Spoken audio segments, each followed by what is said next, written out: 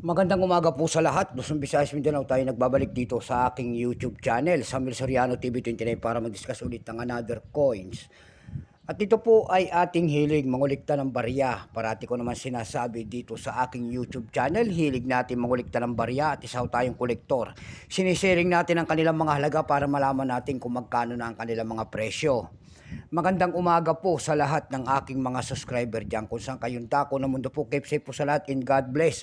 Maraming salamat po sa lahat ng aking mga subscriber, mga senior citizen dyan. Kung saan kayong dako ng mundo po, God bless din po and take care. Ayan po. Maraming salamat din po sa nanonood doon sa aking FB page, Samuel Soriano. Ayan.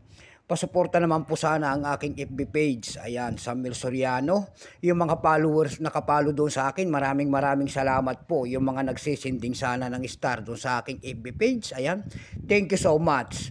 Ayan, special shout out ko lang si Veronica Tolin po. Ayan, ang aking pinsan po, si Veronica Tolin. At saka sa Dumpay, Basista, Pangasinan po, ang aking mother dyan. At mga sa mga Soriano family po.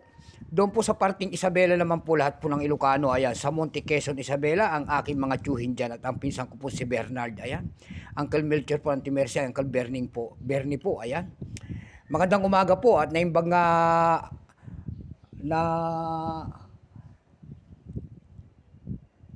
naimbag nga aldaw yung amin, ayan. Masanto sa kabusan na si kayo namin dyan sa Pangasinan po, ayan. Meron naman tayong po yung naman pong hindi pa po nakapag-subscribe pala dito sa aking YouTube channel. Anyayahan ko sana kayo. At malaking tulong na po sana ang inyong gagawin tulad ng pagpindot ng ating subscribe button, like and share para ma-update ko kayo sa mga latest ko pang gagawin mga video po.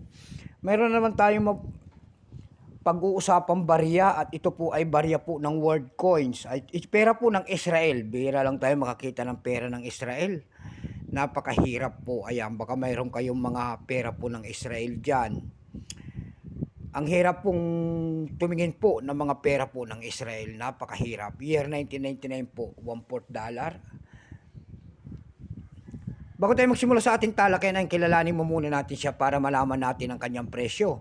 Issue po, Israel po. Period, State of Israel, 1948 up to date po. Type, standard circulation coins years, 5745-5777. Ayan. Herbio calendar. Dito naman sa atin, ito po ay 1985 hanggang 2017. Value nito, 1/2 new. Shekel. Ayan. Currency new, Shekel. Ayan. 1986 up to date po. Nabubulol na. Composition, copper, aluminum, nickel.